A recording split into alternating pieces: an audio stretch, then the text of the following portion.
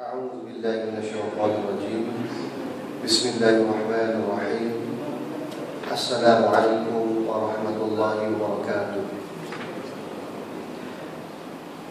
الحمد لله رب العالمين، والصلاة والسلام على أشرف الأنبياء والمرسلين وعلى آله وصحبه أجمعين. رب اشرح لي صدري ويسر لي أمري واحلل عقدة من لساني يفقهوا قولي. سبحانك لا علم لنا إلا ما علمتنا إنك أنت العليم الحكيم. اللهم افتح قلوبنا فتوح العارفين برحمتك يا أرحم الراحمين، ولا حول ولا قوة إلا بالله العلي العظيم. أما بعد. Tuan-tuan, puan-puan yang dirahmati Allah sekalian, marilah kita sama-sama memanjatkan kesyukuran kita ke hadirat Allah Subhanahu wa taala. Di samping itu kita meningkatkan ketakwaan kita ke hadirat Allah Subhanahu wa taala, kerana dengan limpah kurnia Allah Subhanahu wa taala mengumpulkan kita pada malam ini untuk berada dalam majlis ilmu. Sesungguhnya Allah taala menyayangi diri kita, kerana Allah Ta'ala menyibukkan kita dengan urusan agama, kerana Allah Ta'ala menyibukkan kita dengan urusan ilmu, menuntut ilmu Allah Subhanahu Wa Ta'ala. Sekiranya Allah Subhanahu Wa Ta'ala itu tidak sayang kepada kita, sudah tentu Allah Ta'ala menyibukkan kita dengan urusan dunia, sehingga kita tidak dapat, tak sempat nak bersolat secara berjemaah, apatah lagi kita nak berada dalam majlis ilmu ini. Syukur kehadirat Allah. Baik, sambung kitab kita. Kitab saya ni muka surat 5, kedudukan hadis dan kewajiban mentaatinya. Wa qala al-musannif rahimahullahu ta'ala wa nafa'ana wa iyyakum bi 'ulumihi fid dharain amin. Amin ya rabbal alamin. Kata tuan kitab kita telah sepakat, iaitu ijma' ulama Islam bahawa hadis ataupun sunnah adalah dasar bagi hukum Islam, dan bahawa umat Islam diwajibkan mematuhi hadis ataupun sunnah sebagaimana diwajibkan mematuhi Al-Quran Karim. Perenggan yang pertama, tuan kita menerangkan kepada kita bahawasanya kedudukan hadis ini adalah sumber perundangan Islam yang kedua selepas Al-Quran Karim. Al-Quran Al-Karim adalah sumber yang pertama yang wajib kita imami. Begitu juga Al-Hadis ataupun sunnah wajib kita taati sebagaimana kita beriman dan taati kepada Al-Quran. Itu maksudnya. Jadi segala ilmu yang kita pelajari sumbernya daripada Al-Quran dan As-Sunnah. Dia tidak lagi, ulama tidak mengambil daripada mana-mana kitab ataupun mana-mana perundangan kecuali melalui Al-Quran dan As-Sunnah. Sebab itulah Imam Al-Ghazali rahimahullah ta'ala, dia menyusun ilmu yang wajib dipelajari oleh kita ada 3. Yang dipanggil ilmu syarah, kata Ibn Subki, Syekh Ibn Subki dipanggil ilmu syarah ada 3 tuan-tuan. Yang pertama ilmu usuluddin ataupun ilmu akidah ataupun dipanggil ilmu tauhid, yaitu ilmu yang membicarakan berkenaan dengan zat Allah, berkenaan dengan sifat Allah, dan berkenaan dengan af'al Allah Subhanahu Wa Taala. Macam mana kita nak memahami usuluddin ataupun akidah ini? Pastinya kena melalui pena ataupun tulisan para ulama, kerana mereka lah orang yang alim sehingga mencapai darjat ulama yang memahami isi kandung Al-Quran dan As-Sunnah. Kita tidak memahami Al-Quran dan As-Sunnah. Kerana apa? Kerana kita kurang ilmu. Kita tidak alim dalam ilmu tata bahasa Arab, nahwu dan sharaf. Kita tidak tahu ilmu balaghah, mantiq, badi' dan sebagainya. Begitu juga kita tidak tahu ilmu berkaitan dengan usul tafsir, berkaitan dengan hadis dan sebagainya. Oleh sebab itulah kita kena merujuk kepada huraian yang ditulis oleh para alim ulama. Baik tuan-tuan, ilmu yang pertama iaitu ilmu usuluddin. Disebut dalam kitab Syiarus Salikin oleh Syekh Abdul Samad Al-Falimbani, dipetik daripada kitab Ihya Ulumuddin berkenaan dengan ilmu ini. Ilmu usuluddin ini kita kena hadam, kita kena khatam sebelum kita balik, tuan-tuan. Jangan umur 40, umur 30 baru kita nak belajar. Sebelum anak-anak kita balik mencapai tahap umur, sampai umur, kalau dalam Islam sama ada dia bermimpi keluar mani ataupun dia telah mencapai umur 15 tahun takriban mengikut tahun hijrah, maka orang itu dikira sebagai mukallaf. Maka ilmu ini dia kena tahu sebelum dia menjadi mukallaf. Apabila dia telah mendapat mandat ataupun pangkat sebagai mukallaf, tatkala itulah dia kena beramal dengan segala ilmu yang telah dipelajari. Usuluddin untuk mensahkan iman dia kepada Allah Subhanahu Wa Taala. Tuan-tuan, kena belajar kitab apa? Kitab Sifat 20. Sifat 20. Sama ada kitab Risalah Tauhid ataupun kitab apa lagi? Faridatul Fara'id fi Ilmil Adha'i, Usul Tahqiq, Durus Samin dan sebagainya. Sekurang-kurang orang itu nak sah iman dia, dia kena memahami secara tafsir. Dia tidak sama dalam kaedah fiqh. Fiqh kita dibolehkan kita taklid dengan mazhab. Tetapi dalam iman kita kepada Allah Subhanahu Wa Taala kita tidak boleh taklid. Tak boleh taklid. Kita kena tahu dalilnya. Allah itu wujud, apa dalilnya? Allah itu bapa, mukhalafah dan sebagainya. Kita kena tahu dalil secara tafsir. Barulah sah iman kita, tuan-tuan. Atas dasar itulah kita perlu mempelajari sifat 20. Kenapa? Walaupun brand nama sifat 20 itu tidak ada pada zaman Nabi SAW. Tidak ada nama sifat 20 ni. Dia hujung kurun yang ketiga barulah Abu Hasan Al-Asy'ari menyusun akidah dan diberi nama sifat 20. Supaya apa? Supaya orang awam, orang yang kemudian orang ajam, iaitu bukan bangsa Arab itu, senang untuk memahami akidah Islam. Itu saja, tuan-tuan. Intipatinya, isi kandungannya daripada Al-Quran dan As-Sunnah. Semua yang diajar oleh baginda Nabi SAW. Bakulah apabila kita belajar sifat 20, dan tuan kita ada cerita dah depan depan. Sifat kamalat Allah Subhanahu Wa Taala tidak terhingga. Banyaknya tidak terhingga, tidak terbilang. Ini orang yang tak belajar dia kata, oh takkan sifat Allah Taala ni ada 20 saja. Takkan 20 saja. Allah Taala yang Maha Berkuasa ni, yang memiliki segala-gala kekuasaan, takkan ada 20 saja. Dia tidak faham. Sifat kamalat Allah Subhanahu Wa Taala banyak tidak terhingga. Yang wajib ke atas muslim, ke atas kita mempelajari hanya 20 sifat saja, tuan-tuan. Ini kita belajar daripada Al-Quran dan Al-Hadis, daripada qul huwallahu ahad, sifat wahdani Allah, sifat wujud. Dan daripada sifat 20 itu dibahagikan kepada 4. Sifat nafsiyah, tuan-tuan belajarlah. Sifat salbiyah, ma'ani dan ma'nawiyah. Ada 4 kategori yang dikategorikan oleh para ulama. Jadi sifat nafsiyah itu apa dia? Kita tahu, iaitu wujud.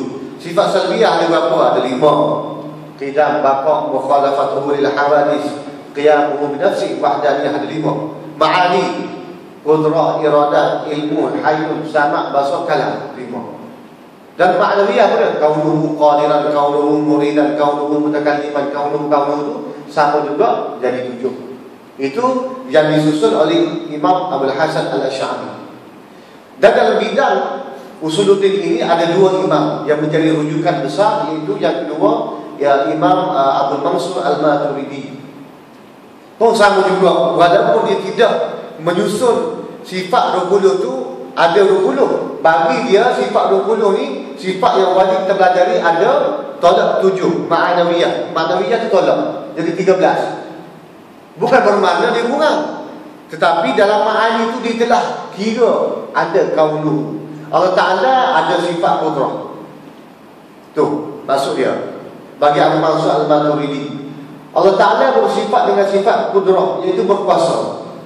Dan dalam sifat ma'ani itu juga dikira sebagai kaunuh. Allah Ta'ala ni sentiasa dalam keadaan berkuasa. Itu maksud dia.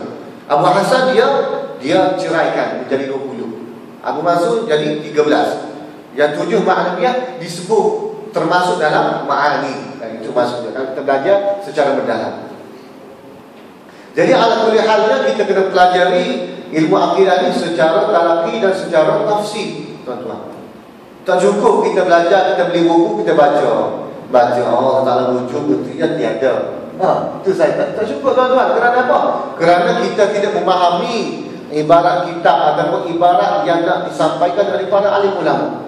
Kerana kita bukan ahli dia. Kita hanya memahami mengikut acuan ataupun kefahaman yang kita ada. Tu. Jadi IQ kita ada setakat itu sahaja kita memahami. Kita tidak memahami dari acuan para alim ulama yang menulis kitab tersebut. Ini yang kita kena perlu mendalami. Baik.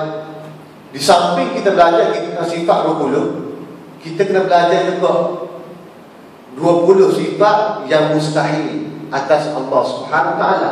Kerana apa? Kerana kita sebut asyhadu an la ilaha illallah.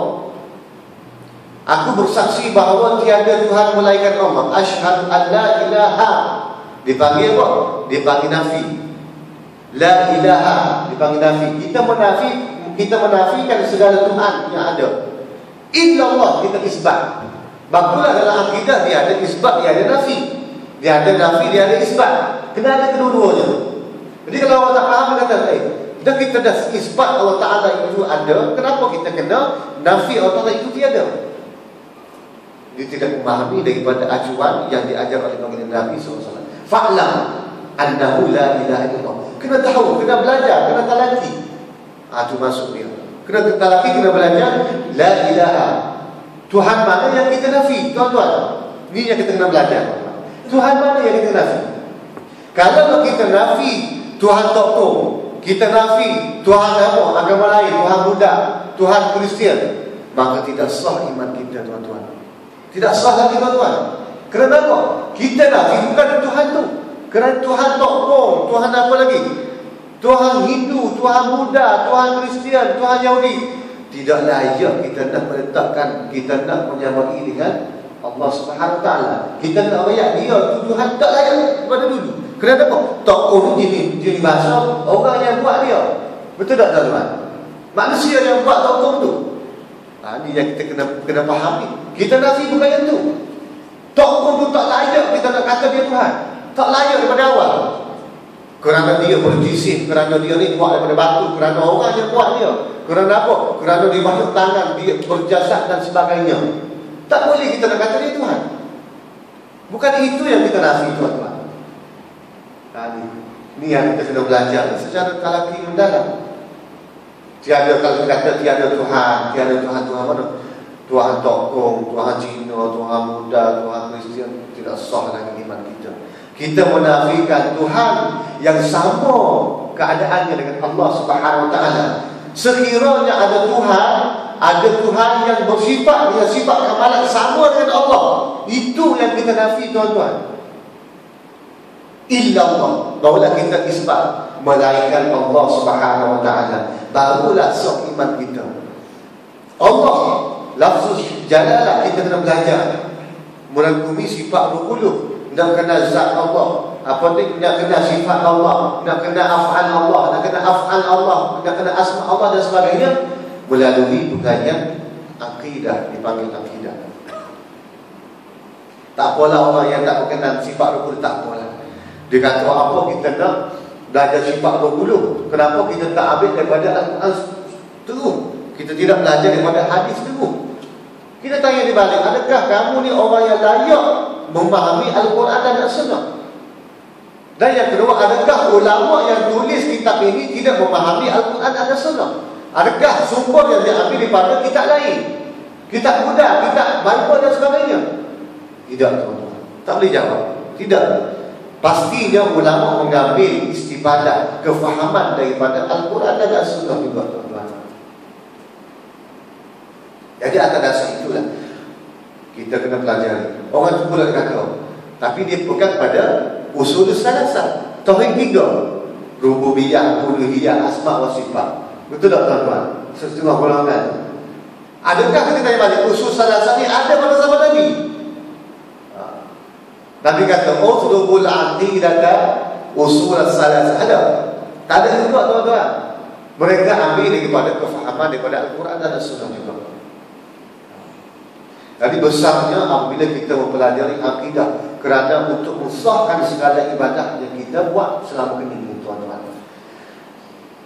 Baik, Muhammad Rasulullah. Kita isbat yang kedua, Muhammad Rasulullah. Muhammad itu adalah Rasul ataupun Rasulullah. Pun ada perbahasan dia dalam kitab akidah. Sifat yang harus yang harus pada Rasul. Sifat yang kita perlu tahu, yang ada, yang kita kena sari pada Rasul.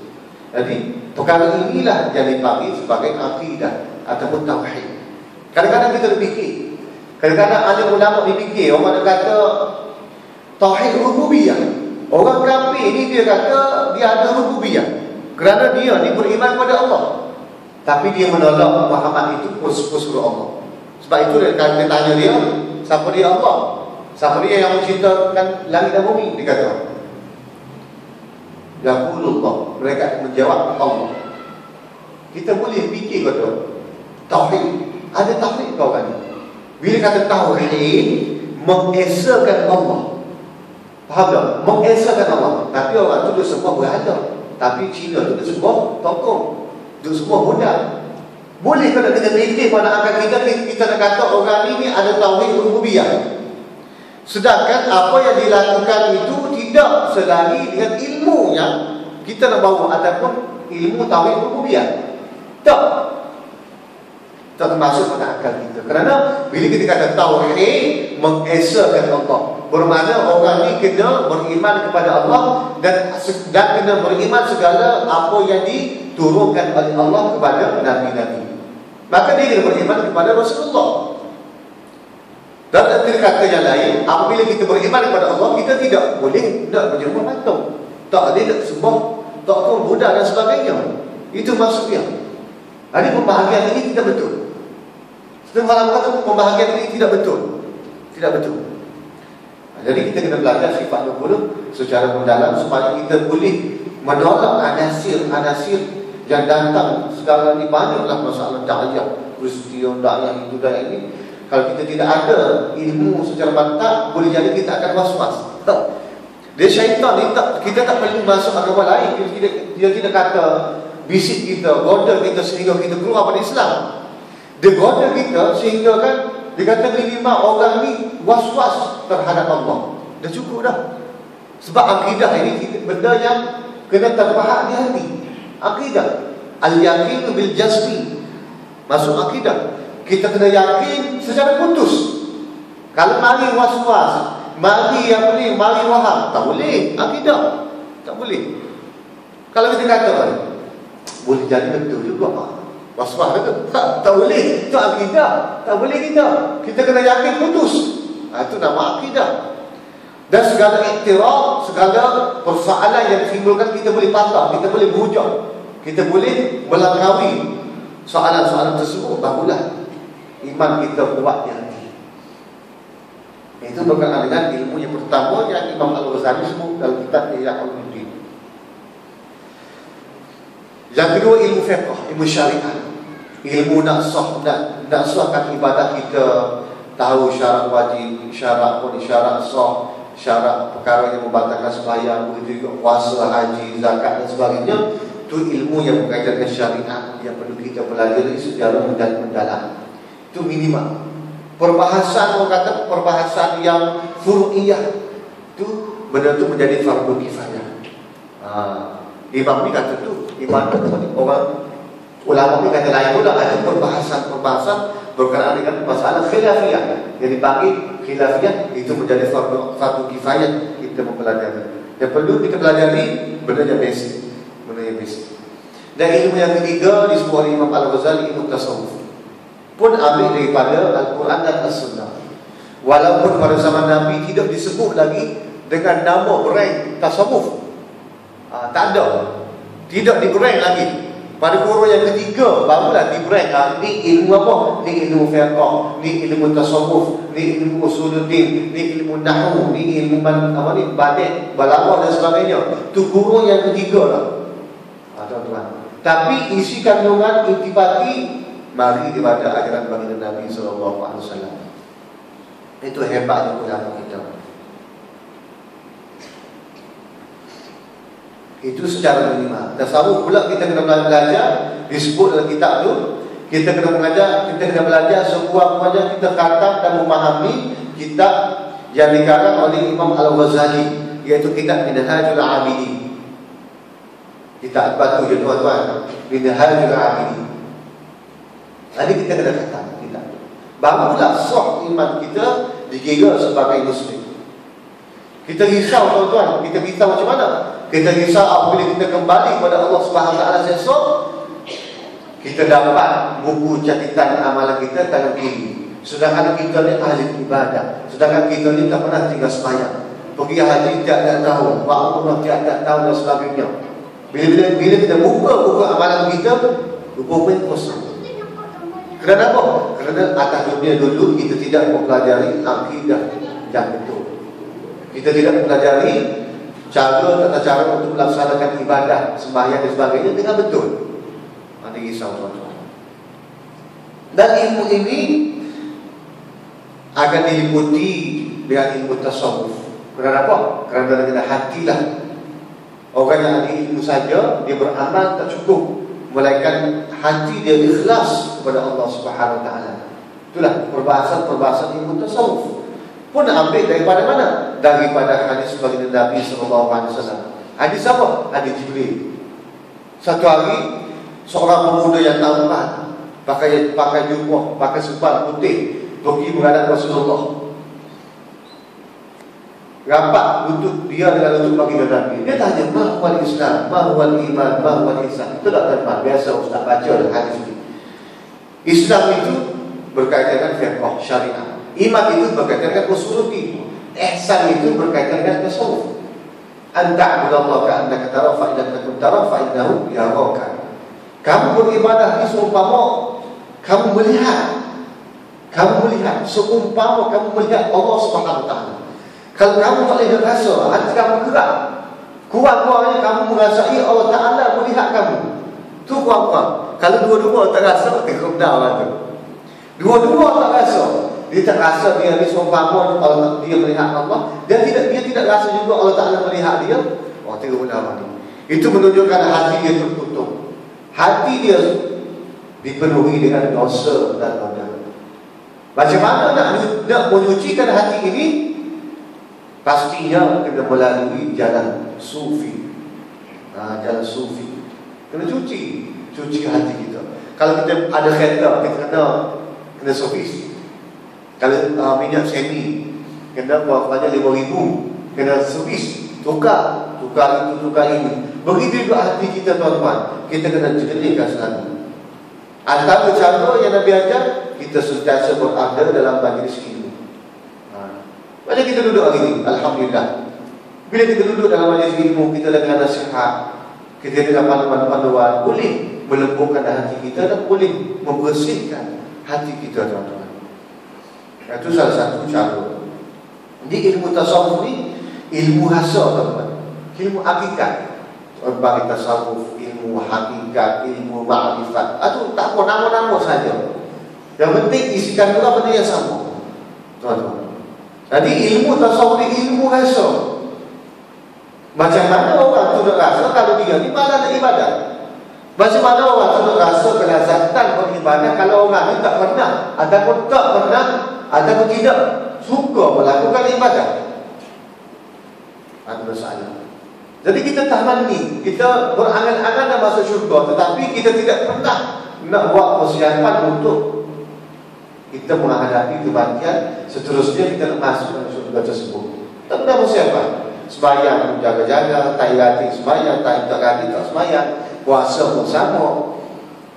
Orang perempuan pula puasa rajin, bila datang bulan tak puasa, betul lah. Lepas tu nak qada pun malas qada. Jadi bawa bertahun-tahun.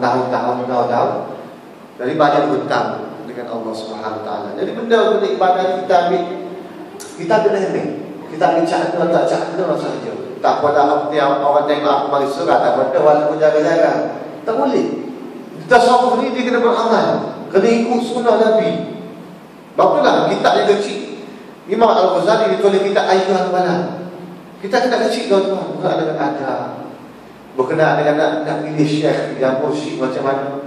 Kitab Hidayah ditulis Imam Al-Ghazali juga. Berkaitan dengan adab bangun tidur, adab masuk tandas, adab nak buang air, adab nak bersugi, adab nak masuk masjid. Benda-benda adab dulu. Jadi kalau kita dah khatam dah ilmu berkenaan dengan adab dan kita laksanakan adab tersebut, insya-Allah kita telah menjalani jalan sufi. Kerana itulah jalan sufi. Orang sufi pun buat benda yang sama juga tuan-tuan.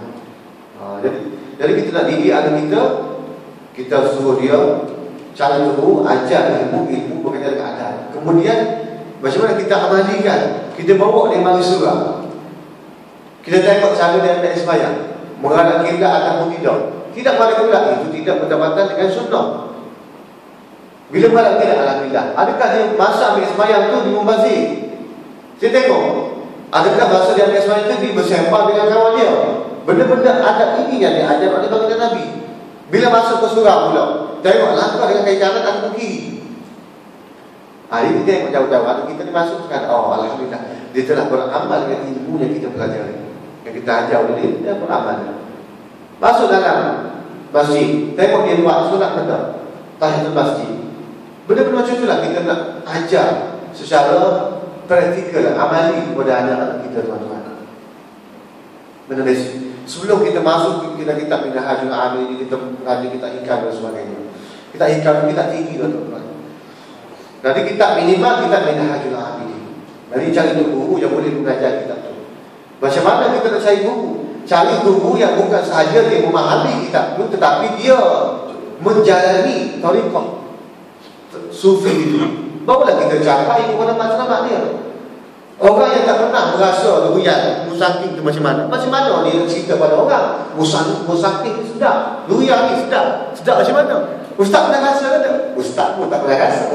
Sampai betul tak? Begitu juga jalanan sufi ni jalanan rasa, ilmu zauq, ilmu asyik. Jadi orang tu perlu rasa dulu, barulah dia boleh bawa orang. Bila dia bawa orang, tentunya sampai kepada destinasi. Nak pergi Kelantan, tak tahu hari mana. Tak tahu, kita pun naik highway tu Seremban. Saya nak pergi Kelantan ni malam ni.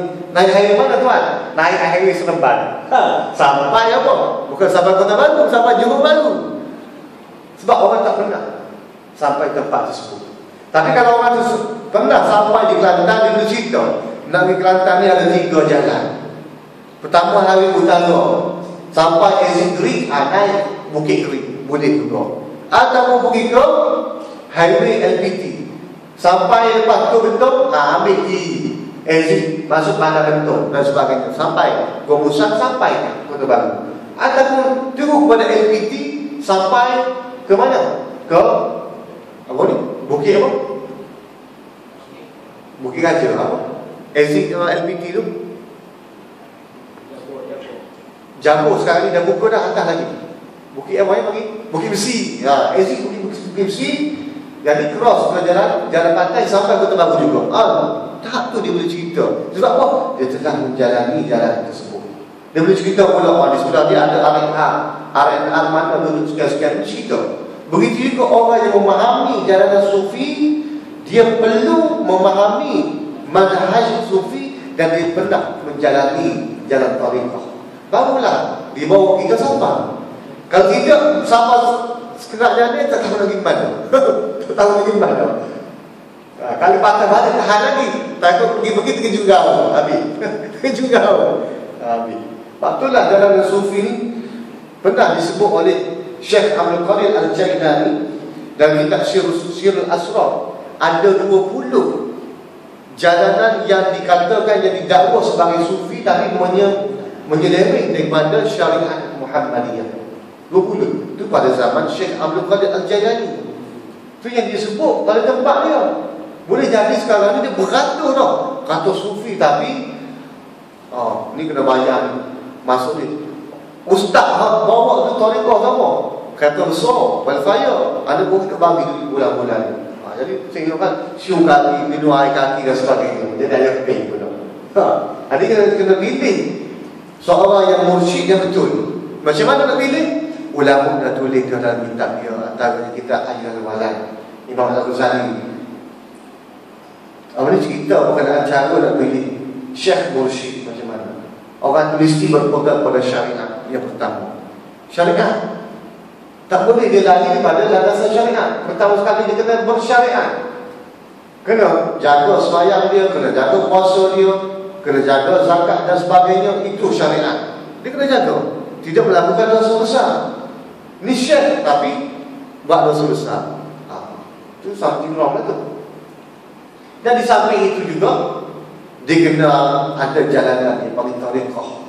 Banyak tariqah tuan-tuan dulu zaman Syekh Daud Bukit Abang di Kelantan, tariqah Ahmadiyah, tariqah Naqsyabandiyah. Itu pun banyak pula aliran. Ada yang betul, ada yang tak betul. Jadi kita kena kaji benda ni. Nak ambil kita kaji. Syazili ada sebagainya. Kalau kita tengok Imam Al-Ghazali tariqah apa? Tariqah Naqsyabandiyah. Dia tengok kitab apa? Pengarang kitab hikam tu. Syekh apa? Ibn Athaillah Al-Asqadariyah. Apa dia? Dia tariqah Syazili. Jadi benda-benda macam ni kena ada jalanan dia, highway yang kita nak lari. Bukan sekadar kita tengok peta sahaja. Ni peta, ni peta, ni kita lari. Nanti tak nak sampai. Pertama kena ada ilmu, iaitu peta. Yang kedua kena tu berjalan, iaitu beramal kepada Allah Subhanahu Wa Taala. Ni kalau kita ni nak jaga kewajipan solat 5 waktu khusus Allah Rabbi, macam mana lah nak capai ma'rifatullah, nak capai rasa saum, rasa seronok beribadah. Sebab tu kita tengok Syekh apa? Cicit pada baginda Nabi Ali Zainul Abidin, dia boleh sembahyang 1000 rakaat satu malam. Tak pernah kau dia ni. Tak pernah kau. Esok nak bekerja lagi. Macam kita lah. Esok nak bekerja lagi. Ni tak pernah kau. Malam tak tidur. Pukul 5, pukul 6 baru sampai rumah. Lepas tu nak pergi pula kuliah maghrib isyak. Tak pernah kau. Tak pernah. Dia tak pernah. Sebab apa? Dia ada rasa seronok dengan ibadah. Ibadah menjadi mereka ini semakin semangat, semakin bertenaga. Jadi kena cari tuan-tuan. Kena cari. Itu ilmu yang ketiga yang disebut oleh Imam Al-Ghazali rahimahullah ta'ala.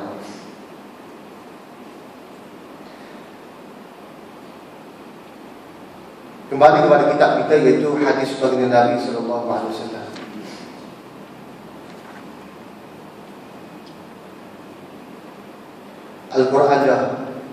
Al-Quran dan Al-Hadis itu adalah peninggalan baginda Nabi sallallahu alaihi wasallam.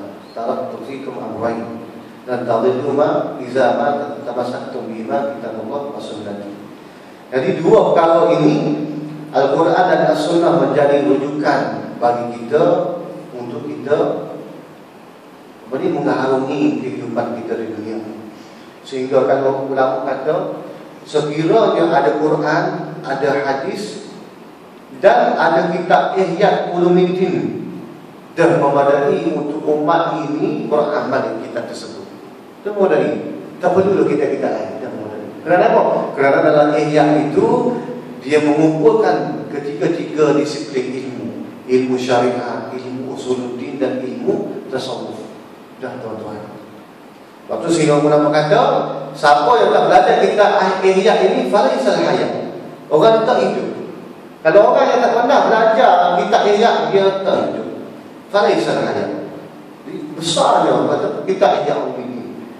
Sehingga kan ulama cerita, nak kira kitab yang dikarang oleh Imam Al-Ghazali dengan umur dia, mustahil dia boleh karang kitab sebanyak itu.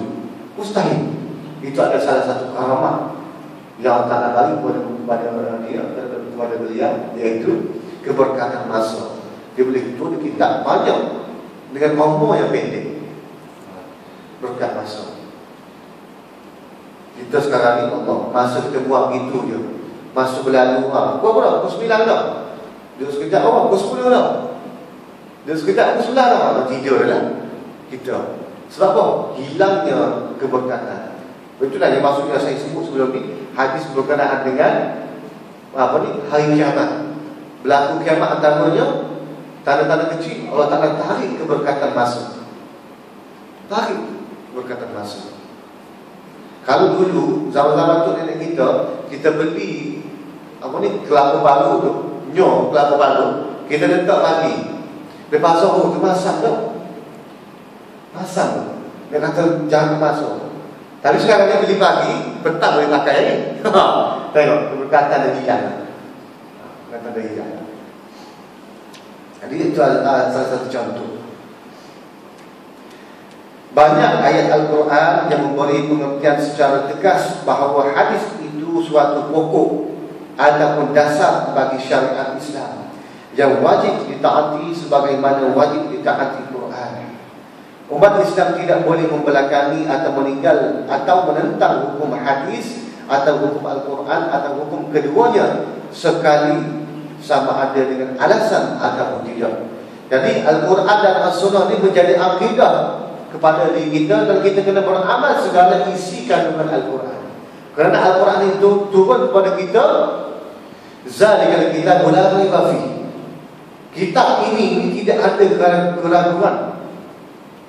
La raiba fihi, hudan lil muttaqin, dan menjadi hidayah bagi orang yang beriman kepada Allah.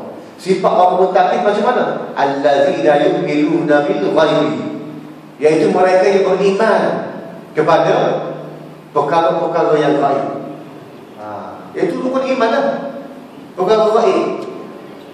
Bil ghaibi wa yuqimus salat, dan mereka ini menunaikan sembahyang. Jadi benda ni, perkara gaib itu perkara akidah, perkara sembahyang perkara syariat. Bermakna akidah dengan syariat ni benda yang tidak boleh dipisahkan. Kena ada kedua-dua. Itulah disebut oleh Allah Subhanahu wa taala dalam ayat tersebut. Wa yuqimuna as-salata wa mimma razaqnahum yunfiqun. Itu ada lagi, walladzina yu'minuna bima unzila ilaika wa ma unzila min qablik. Kena beriman dengan apa yang diturunkan oleh Allah Subhanahu wa taala kepada kita semua, iaitu Al-Quran dan Al-Hadis.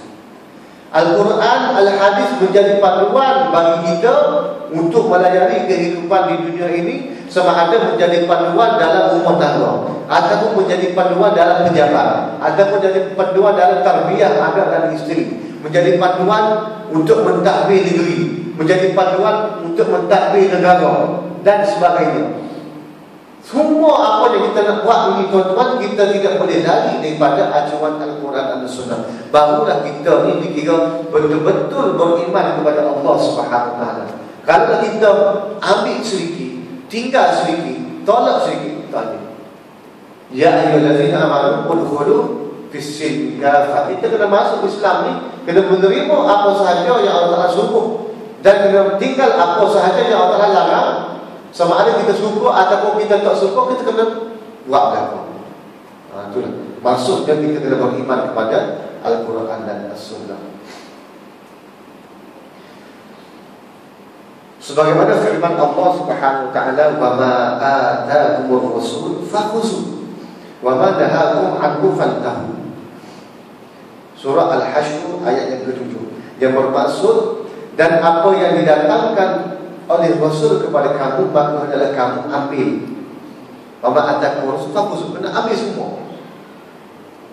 Benda yang baik kena ambil, benda yang Rasul suruh tinggal kena tinggal. Itu maksudnya, kena tinggal. Wa ma nahakum anhu fantahu, maka mana ataupun barang yang ditegur oleh Rasul kita kena tinggal. Cuba tengok dalam ayat ini tuan-tuan, kita wa ma nahakum, dan apa-apa yang dilarang, yang ditegur kepada kamu, kamu kena tinggal. Nabi tak banyak wa ma tarakakum, dan barang yang ditinggalkan, iaitu barang yang Nabi tak buat. Nabi kata barang yang ditegur, bermakna tidak semua benda yang Nabi tak buat itu menjadi bid'ah. Ini menjadi satu dalil perbahasan berkaitan dengan bid'ah. Nabi, Allah Ta'ala tak kata wa ma tarakakum, dan kamu kena tinggal apa yang ditinggalkan oleh Rasul. Nabi tak buat ahli Allah, betul tak? Nabi tak buat. Adakah Nabi larang? Yang perlu kita tinggal adalah apa yang Nabi larang. Tu baru betul. Orang yang tak faham ni masalah. Dia ingat apa yang Nabi kita buat itu semua yang bid'ah. Bid'ah pula yang letak pula bid'ah dalalah. Bid'ah semua sesat. Ada masalah. Berpandukan ayat ini menjadi hujah bagi kita yang kita kena buat apa yang disuruh oleh Rasul, betul. Dan kita kena tinggal apa yang ditegak. Adakah tali arwah tu Nabi tegak? Mana dalil dia? Tak ada. Nabi kata Nabi tegak. Betul tak? Apa lagi? Baca Quran tak kubur. Ada Nabi tegak? Ada hadis? Ada ayat-ayat? Ada. Tapi Nabi tegak, betul. Adakah Nabi larang? Tidak mestinya haram, tidak mestinya bid'ah. Walaupun benda yang Nabi tak buat. Inilah dalil dia tuan-tuan. Antara salah satu dalil kita nak iktiraf, kita nak lawan orang yang kata maulid itu apa lagi? Benda-benda khilafiyah kan? Benda-benda khilafiyah yang dia orang tak kenal. Maulid bid'ah. Apa lagi? Baca Quran tak kubur, tahlil, bagi orang makan dan sebagainya. Dia kata Nabi tak buat. Nabi tak buat betul. Adakah Nabi larang? Orang tak faham dalil nas masalah. Maka kita alhamdulillah bila kita mempelajari benda ni, kita kena tinggal apa yang dilarang, ditegak oleh Nabi SAW. Sekiranya ada hadis, ada Al-Quran, ayat Al-Quran menegakkan perkara tersebut, wajib kita kena tinggal. Selagi mana benda itu tidak ada larangan, dia akan menjadi perkara khilafiyah. Faham? Boleh tuan-tuan? Bukan maruah ni. Bukan maruah. Bagi semangat sikit, mau hilangkan tu. Hal apa ni? Ayat yang lain, firman Allah Subhanahu wa taala, "Atii'u Allah wa atii'ur Rasul la'allakum turhamun." Surah Al-Imran. Taatlah kamu akan Allah dan taatlah kamu akan Rasul supaya kamu dirahmati oleh Allah.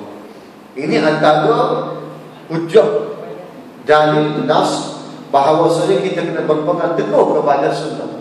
Yang kita nak belajar ni hadis 40 ni, 40. Kita kena pegang betul-betul. Amdu bil dawajis. Nabi kata, kena gigit tu, gigit dengan gigi gaham. Gigit betul-betul. Jangan lepas. Kalau kita gigit, contoh tuan-tuan, kita gigit. Gigit. Orang boleh tarik lagi ni. Sama ada setengah orang patah ataupun gigi kita patah. Tapi kalau kita gigit dengan gigi gaham, tapi tahu macam mana? Tak boleh. Melainkan benda ni patah. Begitu juga agama. Nabi umpamakan kita kena gigit dengan gigi gaham. Abdu bil dawajih. Gigit betul-betul. Barulah kita tidak menyimpang daripada Al-Quran dan As-Sunnah. Baik, kita sambung sikit lagi. Kata musannif, bahkan Allah telah pula mengancam orang yang membantah atau menyalahi Rasul dengan firman-Nya, "Falyahzaril ladzina yukhalifuna an amrihi an tusibahum fitnah aw yusibahum 'adzabun alim." Surah Al-Imran. Yang bermaksud maka hendaklah orang-orang yang menyalahi dari perintahnya takut ditimpa mereka percubaan atau ditimpa azab yang pedih. Ini adalah satu tahzir, ataupun satu ancaman yang Allah Ta'ala cerita kepada kita dalam Quran. Kalau orang tak nak berpegang kepada sunnah baginda Nabi SAW, natijah dia azab Allah yang amat pedih. Itulah jadi menjadikan hadis ini menjadi sumber bagi kita tuan-tuan. Dan dalam ayat yang lain, "Qul atii'u Allah wa Rasul fa in tawallaw fa inna Allah la yuhibbul kafirin." Surah An-Nur. Katakanlah, wahai Muhammad, taati oleh kamu akan Allah dan akan Rasul. Kiranya mereka berpaling, maka bahawasanya Allah Subhanahu wa taala tidak menyukai orang-orang yang kafir, orang-orang yang ingkar dengan perintah Allah. Jadi benda-benda macam ni orang kata apa? Tahzir, ancaman ini menjadikan kita kuat berpegang kepada sunnah dan menjadikan hadis itu sebagai sumber bagi kita tuan-tuan. Benda bukan benda kecil, benda besar. Jadi segala sunnah bagi Nabi SAW kita kena buat, kita kena turuti, dan segala larangan tegahan Nabi bagi Nabi kita kena jauhi. Itu cara kita nak beramal dengan sunnah Nabi SAW. Kita berdistakat dulu. Seterusnya Allah tidak sesekali membenarkan umat Islam menyalahi perintah atau hukum Rasulnya berdasarkan firman Allah Subhanahu wa taala. Satu iklan daripada saya, tuan-tuan.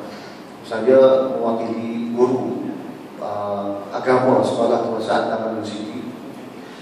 Saya nak mentarafkan satu bilik Yakov, bilik pemulihan jawi Al-Quran bagi anak kita yang belajar kat sana lah. Jadi biasalah tuan-tuan, bila bilik Yakov ini, bilik agama tidak ada peruntukan lah, tak ada peruntukan dari kementerian dan sebagainya, memerlukan kita sendiri cari dana. Yang mana bilik itu kita asingkan pelajar yang pandai dan pelajar yang agak lemah, bukan tak cerdik, bukan bodoh, kurang lemah. Jadi pelajar yang cerdik, yang boleh yang boleh ikuti silibus harus perdana belajar dalam kelas. Jadi lebih kurang 10 orang, 15 orang daripada kelas, yang lemah kita tarik budak tu ke bilik khas yang dinamakan bilik Yakov untuk pemulihan jawi Al-Quran dan sebagainya. Dan di sanalah kita boleh fokus dari murid kepada murid, dari murid kepada murid yang lain. Secara personal kita boleh fokus. Jadi pengajaran kita ni direct kepada mereka. Dan di sana orang kata apa, amat-amat dariflah kata, dan saya nak bercadang untuk naik ke arah kami itu, nak letak aircon. Dan Alhamdulillah kutipan-kutipan sebelum ni daripada surah Al-Munir, surah-surah lain, saya mohon personal dapatlah kita beli 2 aircon. Bilik besar 2 aircon, satu 1 horsepower, satu lagi 1.5 horsepower. Jadi baru semalam kita pasang satu lagi. Jadi, dan saya dapatkan quotation daripada kontraktor untuk keseluruhan baik boleh bilik tersebut. Yang mana biasalah kelas ni pakai cermin aku je. Bila ada aircon ni, dia keluar lah angin sejuk. Jadi kita nak tutup pakai cermin fit macam ni, tutup semua. Di bawah ada 24 cermin yang perlu kita tukar, bercampur dengan pintu pula depan. Keseluruhan campur kita nak lagi satu aircon dan sebagainya, ada kedua 8,000 lebih termasuk GST. GST tuan-tuan dekat sini, GST saja. Allah lebih penting pada. Jadi jumlah yang akan besar bagi kami sebagai guru nak putih atau guru pun tak cukup. Dimohonlah kerjasama daripada tuan-tuan yang mana Allah Ta'ala bagi rezeki yang lebih, nak infak sebagai sedekah jariah untuk anak kita belajar agama, belajar Al-Quran dan sebagainya di sana. Bolehlah beri kepada saya secara personal ataupun boleh kirim kepada tuan imam kita. Dari quotation itu saya akan serah kepada tuan imam kemudian hari lah. Jadi saya baru dapat, saya perlu kertas kerja saya dah buat, dia buat 70% dah siap. Dan tak cukup lagi, kena mohon melalui sekolah, kena ada kelulusan daripada guru besar. Tak cukup lagi, kena mohon pula dengan PIBG. Kerana nak mohon terma luar, perlu ada kena pakai data hit daripada PIBG. Sekarang kerana sekolah tak boleh, kita nak guna data hit sekolah. Jadi banyak proses tuan-tuan. Jadi benda tu yang saya tengah buat sekarang. Dan insyaAllah bila siap saya akan bagi kepada Tuan Haji. Dan kalau ada yang tuan-tuan bagi secara personal, bolehlah terima insyaAllah sebagai wakil. Kerana bagi cek tu kena proper lah, kena atas nama PIBG. Saya tak boleh rasa boleh balik. Bahaya. Boleh. Nanti kena melalui PIBG. Nama cek pun PIBG. Itu cara dia tuan-tuan. Orang kata prosedur keduniaan, kita tahu juga kan. Jadi mohonlah kerjasama tuan-tuan. Benda agama ni bila kita buat tuan-tuan, benda akan berterusan dan pahala akan sampai kepada kita. Sebagaimana orang tu guna bilik tu, orang belajar dekat SKTU ni 2 sesi tuan-tuan, dekatkan 3,000. Kalau kata separuh daripada murid tu belajar 1,000 kata dah, kita letaklah 1,500. Setiap hari belajar di bilik tu, Allah Rahmi, berapa sekarang yang kita dapat tuan-tuan. Ini menjadi bekalan kita di akhirat, menjadi teman kita di dalam umur esok. Itu tuan-tuan boleh tunjukkan saja dan Tuan Haji.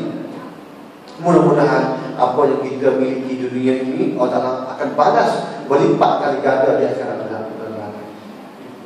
Dan setakat dulu malam ini apa ibadat Allah Subhanahu Wa Taala lebih kurang datang pada ilmu saya sendiri. Mohon ampun dan maaf sekiranya ada terkasa bahasa dan sebagainya. Itu dengan doa kepada Allah Subhanahu Wa Taala. Auzubillahi minasyaitonir rajim. Bismillahirrahmanirrahim. Alhamdulillahirabbil alamin wassalatu wassalamu ala asyrofil anbiya'i wal mursalin wa ala alihi washabbihi ajma'in. Allahumma innaka 'afuwwun karim tuhibbul 'afwa fa'fu 'anna wa 'an walidina wa 'an jami'il muslimina wal muslimat bi rahmatika ya arhamar rahimin. Allahumma inna nas'aluka ridhaka wal jannah wa na'udzu bika min sakhatika wan nar. Allahumma khtim 'alaina bi husnil khatimah wa la takhtim 'alaina ya Allah bi su'il khatimah. Wa sallallahu ala sayyidina Muhammad wa ala alihi wa sahbihi wasallam. Walhamdulillahirabbil alamin. Assalamualaikum warahmatullahi wabarakatuh.